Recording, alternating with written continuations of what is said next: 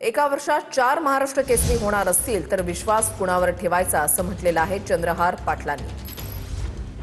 Triple Maharashtra Kesari Chandrahar Patil यांच्याकडून सवाल उपस्थित करण्यात आलेला आहे। राज्य सरकारनं महाराष्ट्र केसरी आयोजित करावी असं चंद्रहार पाटलांचं म्हणणं आहे। नोकरी न मिळाल्याची खतखत हर्षवर्धन सदगीरनं बोलून दाखवलेली आहे असं त्यांनी म्हटलंय। 2025च्या महाराष्ट्र केसरी 4 आज 26 मध्ये होणार आणि त्या 26च्या 4 महाराष्ट्र केसरी त्या नोव्हेंबर डिसेंबर मध्ये परत होणार।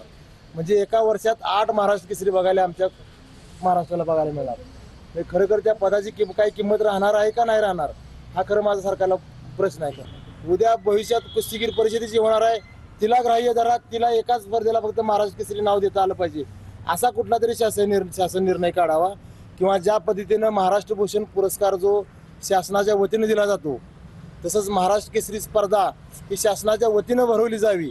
म्हणजे कुठेतरी ह्यावर तोडगा निघेल आणि ही खरं होणारं पहिलवानचं नुकसान थांबेल।